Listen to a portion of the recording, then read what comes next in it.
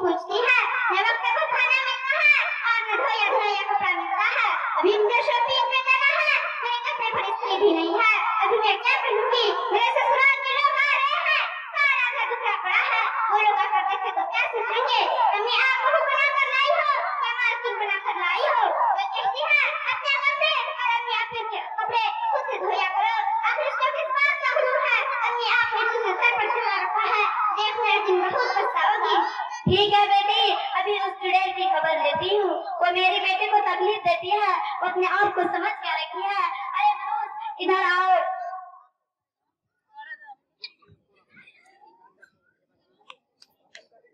क्या बात है अम्मी?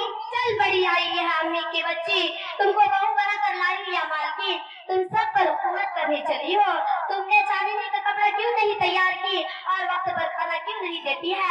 और अब आज मालूम है कि उसके ससुराल वाले आ रहे हैं, तो तैयारी क्यों नहीं की? अम्मी दिन भर में वक्त रहेगी तो खाना कैसे पकाएगी? हाथ काले पड़ जाएगी ना, बर्तन कैसे धोएगी? हाथ भिग जाएगी ना। अम्मी एक हफ्ता पहले मैंने एक दर्जन साबुन लाया था, एक हफ्ता भी नहीं हुआ कि सारा साबुन खत्म हो गया। हाय अल्लाह, मैं तो साबुन और क्रीम लाते लाते थक गई हूँ। कभी ये खत कभी वो खत, कभी तो आँख से देखी होगी तब ना, जब से घर पर आई है घर की सारे बरकतें चली गई। ये गलत बात है अम्मी, मैं तो वक्त पर खाना भी देती हूँ और कपड़े भी धोती हूँ। रात में देर तक काम की, चांदनी के बिस्तर पर सो गई तो शिकायत कर रही है।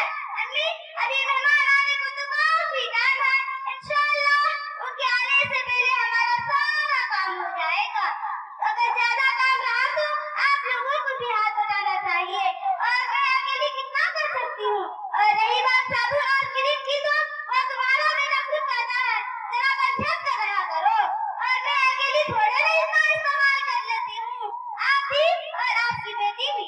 अरे मनोज, तू कौन होती है मेरी बेटी के बारे में कहने वाली? क्या तेरा बाप ला के देता है? एक कोड़ी का सामान नहीं, हमने समझा आएगी लाएगी करेगी खाएगी, लेकिन तू तो सारे घर पर कब्जा करने के लिए आई है। लेकिन अब यहाँ तुम्हारा कुछ नहीं चलेगा, तो आज ही अपने बाप को फोन करके बोल, मुझे टीवी फ्रिज सारे घर के सामान चाहिए। अम्मी अब तक जो हुआ मैं इस बात से माफी चाहती हूँ। मेरे शादी के वक्त जो मेरे माँ बाप से हुआ उतना दिया, अब मैं इससे ज्यादा नहीं ला सकती। तू क्या लाई है भिखारी? अगर एक महीने के अंदर कोई सामान नहीं लाए तो देख मैं तुम्हारा क्या करूंगी। आने दे मेरे बेटे को, वो आज ही तुम्हें घर से निकाल देगा।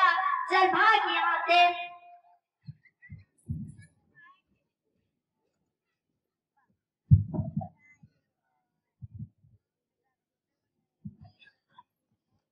अस्सलामु अलैकुम रहमतुल्लाहि व बरकातुहू। वालेकुम सलाम रहमतुल्लाहि व बरकातुहू। बेटी चांदनी, तुम्हारे ससुराल वाले आए हैं, चाय नाश्ता ले आओ। बर्तन पलंग बाल्टी लोटा जग ये सब क्या है? हम भी खाने मांग रहे हैं, इसमें सोफा फ्रिज और वॉशिंग मशीन कहाँ है? आप अपना सामान यहीं रखिए और अपनी बेटी भी, हम जा रहे हैं। रुक जाइए ना आप।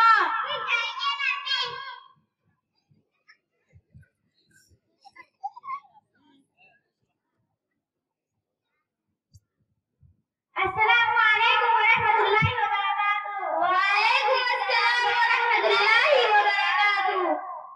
अरे आप लोग ये क्या दंगा फसाद कर रहे हैं? देखो आपा, आपके यहाँ की औरतें कैसी वादा खिलाफ होती है।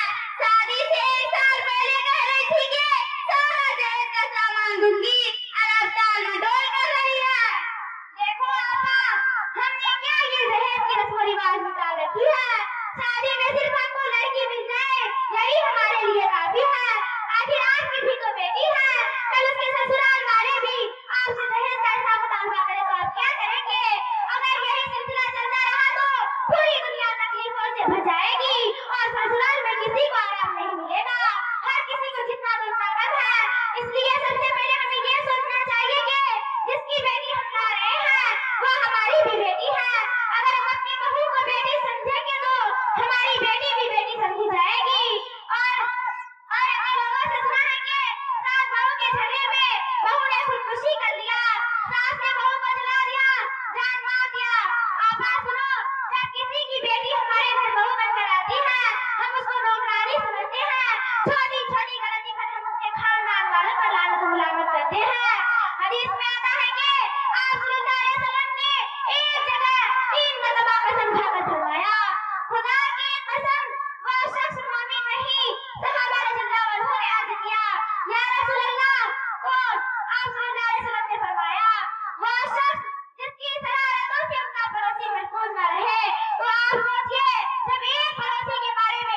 देर है, तो जो आपके खानदान का एक पद बन चुका है उसको तकलीफ देना कितना बड़ा गुनाह है। इसलिए मेरी माँ और बहनों से गुजारिश है कि अपने घर आने वाली बहू को बेटी समझे और उसकी मोहब्बत में खजाना खोल दे। आपा, आपने तो मेरी आंखें खोल दी। अब तक तो हम अंधेरों में थे। एक दूसरे पर तोहमत लगाना और दूसरों को जलील करना तो हमारी जिंदगी का पेशा बन गया था। आपा, आप मुझे माफ कर देना कि मैंने आपसे दहेज का मुतालबा किया। हमने माफ किया, अल्लाह भी माफ करे। बेटी बहू को बुलाना। भाभी,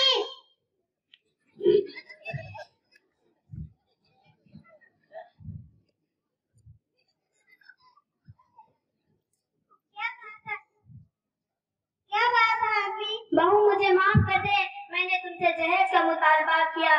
मैंने माफ अल्लाह हम सबको माफ करे।